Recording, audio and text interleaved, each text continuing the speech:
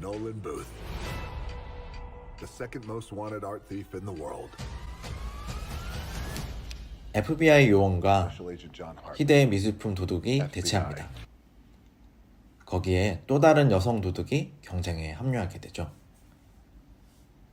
물고 물리는 이들은 세 개의 황금알을 먼저 훔치기 위해 경쟁을 벌입니다. 깔끔한 영상에 담긴 이들의 추격전을 담은 영화가 넷플릭스에 공개됩니다. 오늘의 영화는 넷플릭스에 이번 주에 공개된 레드 노티스입니다.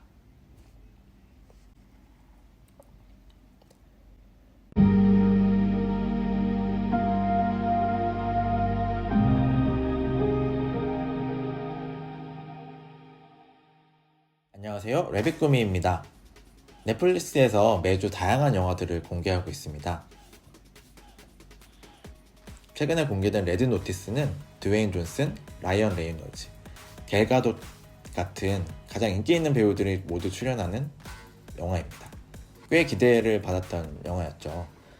꽤 멋진 영상과 배우들의 액션 장면이 담긴 예고편을 통해서 그 영화에 대한 기대감을 높여왔습니다. 정말 죽이는 영화가 나올 것 같았거든요. 영화에는 FBI 프로파일러인 존 하틀리, 그리고 희대의 미술품 도둑 놀런 부스, 그리고 사라 블랙이 등장합니다. 존이 미술품 도둑인 놀런을 잡기 위해 노력하는 첫 장면을 꽤 흥미롭게 보여주고 있죠. 초반 액션은 굉장히 경쾌해 보이고 두 캐릭터 간의 추격전은 분명히 기대감을 높입니다. 하지만 그 첫 장면 이후 영화는 지지부진을 반복하게 돼요. 너무 루즈해집니다. 영화 중반 이후 FBI 요원인 존은 함정에 빠지게 되고요. 미술품 도둑으로 몰리게 됩니다. 결국 놀런과 같이 미술품을 훔치는 작업에 동참을 하게 되죠.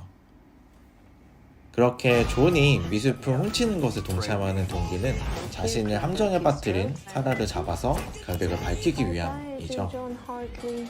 영화에 등장하는 새 인물이 얽히고 또 만남을 반복하면서 진행되는 이야기가 펼쳐지는데요. 반전의 반전을 거듭하면서 방향을 계속 바꿔갑니다. 그러다 보니까 영화 속에서 믿을 수 있는 인물이 없어져 버려요. 모든 인물이 어쩌면 속고 속이는 그런 사기꾼들인 탓에 그들의 이야기를 통 믿을 수가 없습니다. 그들이 이야기했던 과거의 일도 진짜 믿을 수 있는 것인지 사실 알 수가 없어요. 그래서 그들이 벌이는 액션 장면도 누군가 한 사람에게 공감해서 즐길 수 없게 되어버립니다. 그저 그들의 격투를 지켜보면서 그 결과를 그냥 볼 뿐이에요. 그냥 지켜보는 관객이 되는 거죠. 등장하는 인물들의 성격이나 격투 장면들은 배우들의 과거 영화들을 떠올리게 합니다. 라이언 레이놀즈를 보면 자연스럽게 데드풀 캐릭터가 보이고요. 이 영화 속 캐릭터에서도 데드풀의 성격과 비슷한 면이 많이 보입니다. 갤 가돗을 보면 원더우먼이 떠오르게 되는데요. 액션 장면 같은 경우에도 굉장히 파워풀하게 나오기 때문에 원더우먼이 더욱 떠오를 수밖에 없습니다. 드웨인 존슨을 보면 굉장히 다작을 하고 있는 배우이기 때문에 과거에 그가 등장했던 액션 영화들이 많이 떠오릅니다. 영화에 이 세 인물이 등장할 때 레디 노티스의 캐릭터들이 보이지 않게 되고요. 아무래도 배우들의 과거 캐릭터가 떠오르게 되다 보니까 이 영화 자체의 매력은 많이 떨어지게 됩니다. 이야기도 캐릭터도 그리고 배우도 그렇게 매력적으로 보이지 않게 되었고요. 그나마 다양한 지역에서 벌어지는 액션 장면들은 굉장히 눈에 들어오긴 합니다. 하지만 그마저도 크게 매력적이라고 하기에는 아쉬움이 좀 많이 느껴집니다. 무엇보다 가장 큰 문제는 캐릭터들의 전혀 정이 가지 않는다는 것이겠죠. 오랜만에 영화를 보면서 굉장히 지루해서 하품이 났던 액션 영화입니다.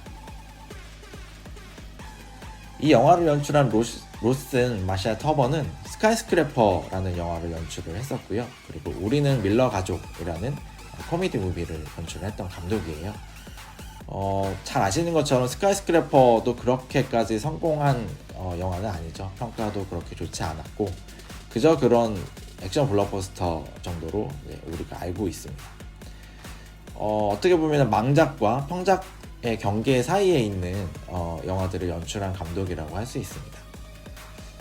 주로 아주 가볍게 볼 수 있는 영화들을 연출을 해왔어요.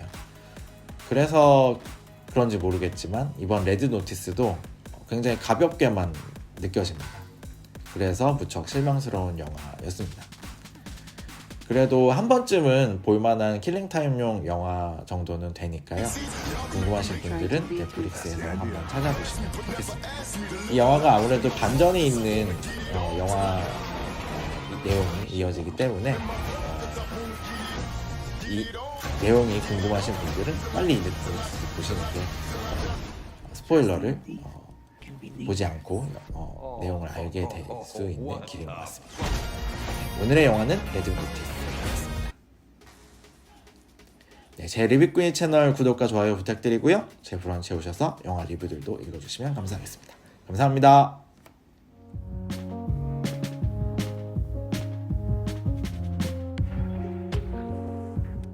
배우 신세경이 서촌의 골목길을 천천히 걸어갑니다. 조금은 느린 듯 보이는 서촌의 분위기는 배우 신세경의 고민과 함께 영상으로 아름답게 담겨 있습니다. 배우 신세경의 고민과 서촌 사람들의 대화가 숨은 보석을 눈에 발견했을 때 반가운 등막들? 그들의 대화에서 무슨 내가 이야기를 배우를 듣게 한게 잘한 될까요? 선택인 걸까? 오늘의 영화는 다큐멘터리 어나더 레코드입니다.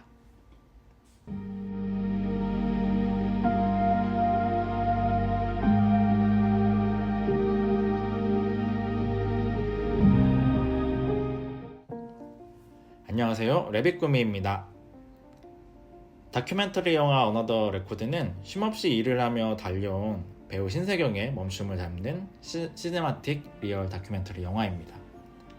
그는 서촌의 거리를 걷고 여러 카페나 가게를 돌아다니면서 그 주인들과 이야기를 나누게 되죠. 그때가 왔다. 서촌 특유의 분위기와 그곳에 머무르고 있는 사람들을 만나면서 조금은 느린 시간이 영화 전반에 걸쳐 펼쳐지게 되죠.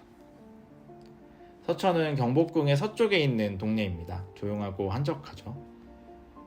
거미줄처럼 이어진 골목을 따라 걷다 보면 의외의 식당이나 가게들을 발견하기도 합니다. 복잡한 서촌의 길을 천천히 걸을 때 비로소 보이게 되는 곳들이죠. 우리 대부분은 앞만 보고 달려갑니다. 10대 시절에 대학이라는 관문으로 열심히 달려가다가 대학교 간 이후에는 취업의 문을 향해 달려가야 되죠. 취업한 이후에는 사회라는 공간에서 자신의 커리어와 성공의 문을 향하죠. 숨을 헐떡이면서 앞으로 달려가게 되는데 주위를 둘러본 시간은 없습니다.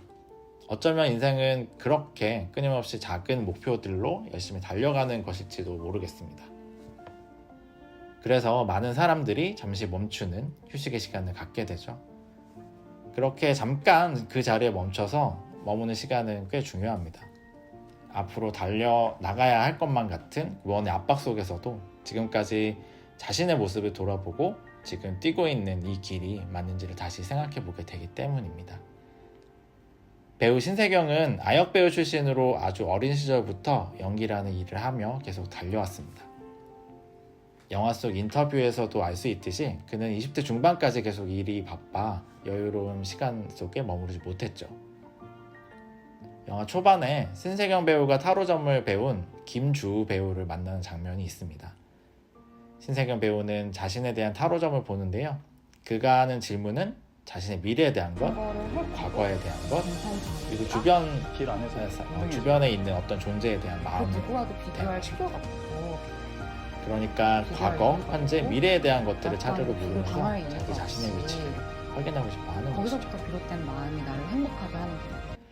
그가 방문하는 곳은 차례로 위스키를 파는 작은 바인 무용소, 드립커피와 떡을 파는 그렇다면 카페 내가 샤워, 배우를 한 게 잘한 선택이야. 차를 파는 에디션 덴마크, 무서운 질문을 나한테 한단 말이야? 그리고 이탈리아 요리를 파는 효자동 두오모이고요.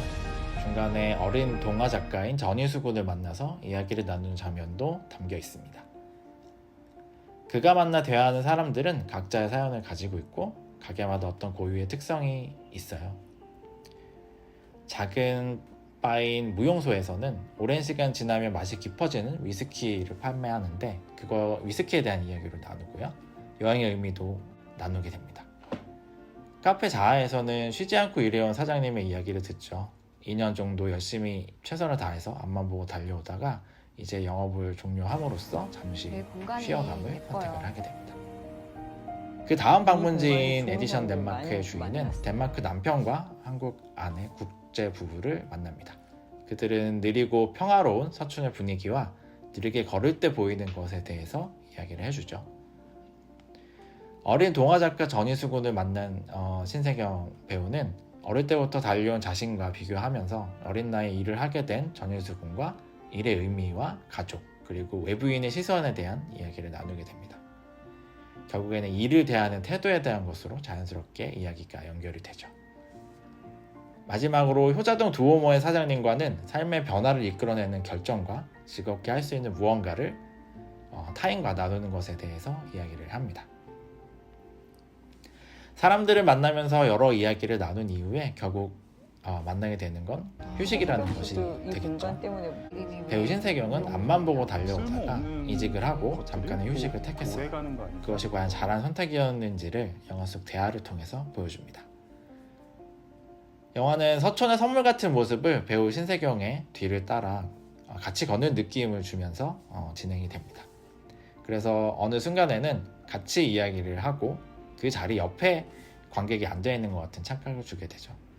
그리고 영화를 다 보고 나면 무용한데요? 무용하자. 신세경 배우와 함께 서촌을 선택했다는 느낌도 받을 수 있습니다.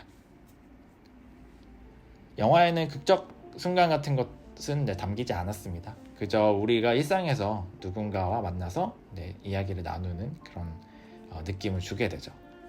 그런 대화들을 보면서 힐링되는 느낌을 받을 수 있고요. 그리고 그동안 우리가 잘 알지 못했던 신세경 배우의 모습이나 마음속 이야기를 같이 들을 수 있다는 점이 이 영화가 가지고 있는 매력이라고 할 수 있습니다.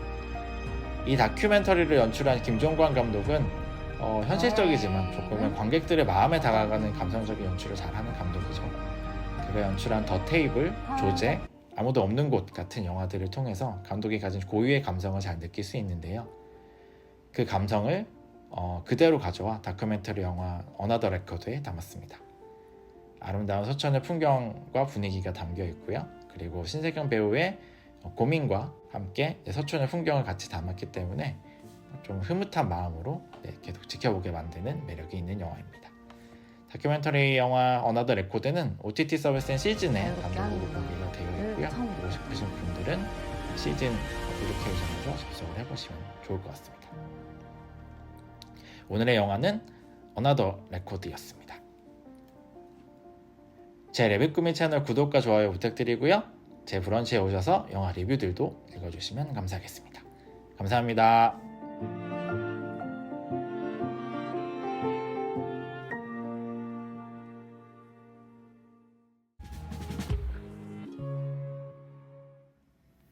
누군가 꾸는 꿈이 화면에 보여집니다.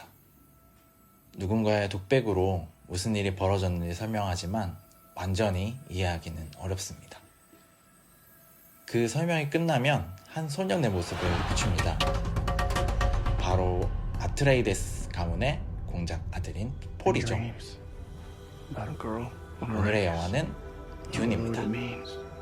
Dreams make good stories. And everything important.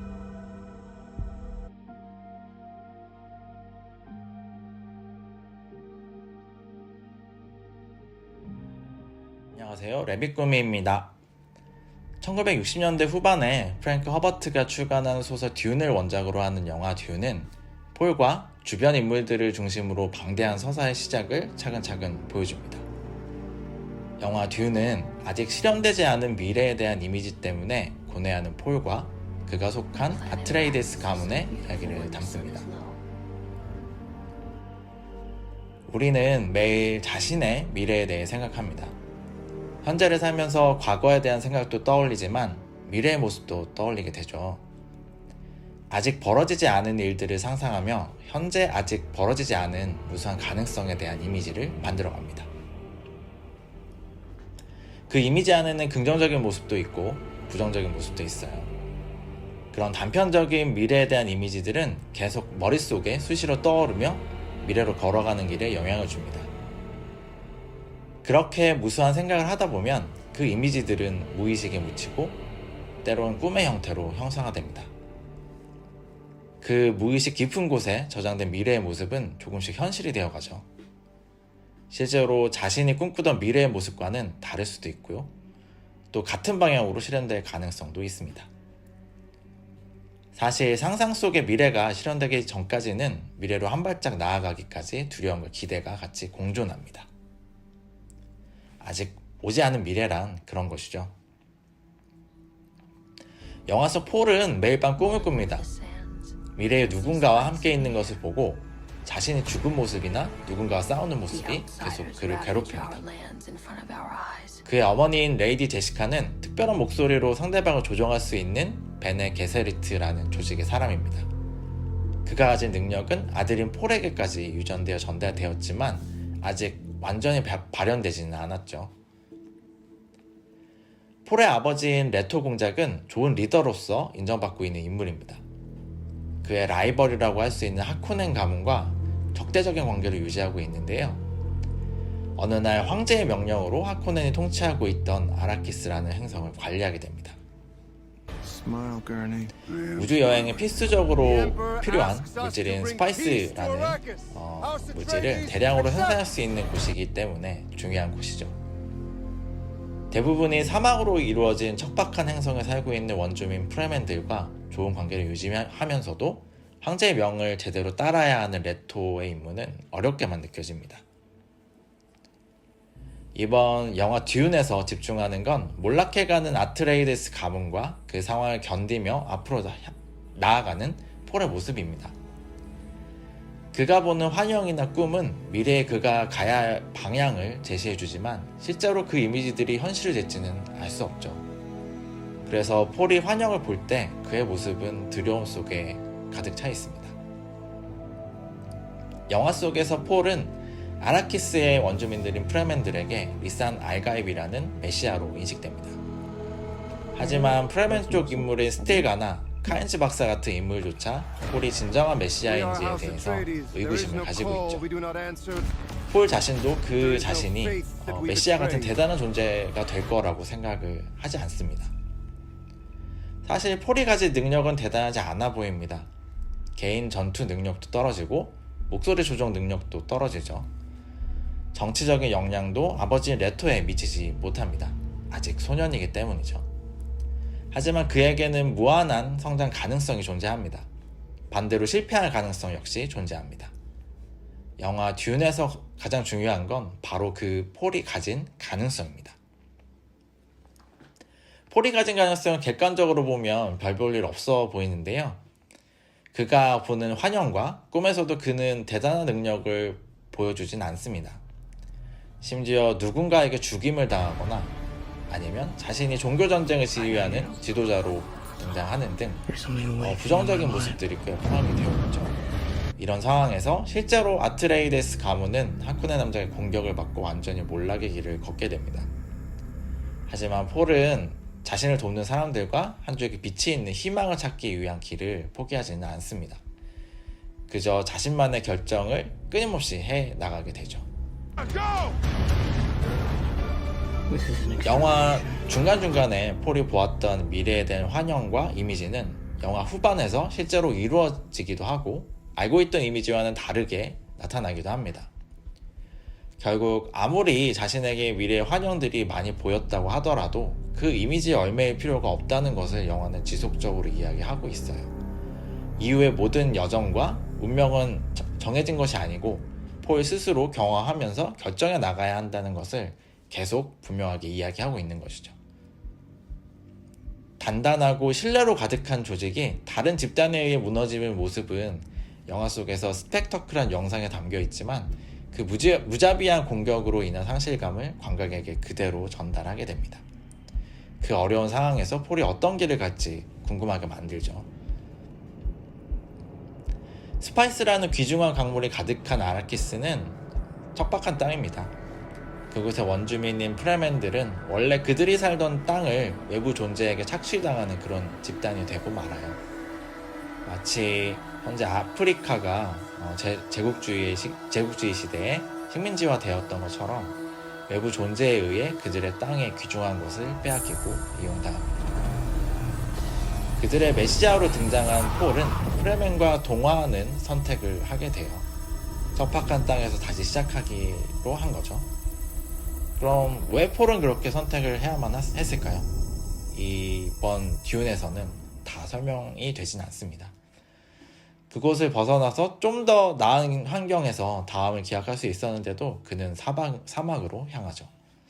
그래서 더욱더 듀운의 다음 이야기가 궁금해집니다. 영화 듀운은 원작 소설 1편의 반 정도를 화면으로 옮겼습니다. 워낙 이야기가 방대하기 때문에 거기 원작을 영상화하는 것이 쉽지 않았겠지만 드니 빌네브 감독은 급하지 않게 천천히 하고 싶은 이야기를 다 풀어냅니다. 무엇보다 아이맥스로 촬영된 화면하고 찬스 짐머가 만들어낸 음악이 정말 경외감을 느끼게 하죠. 거대한 우주 함선들, 그리고 끝이 보이지 않는 사막, 그리고 모래 속을 기어다니는 거대한 모래벌레는 그것을 보는 것 자체만으로도 가슴을 두근거리게 만듭니다. 그래서 영상과 사운드가 좋은 극장에서 관람하는 걸 정말 강력 추천합니다.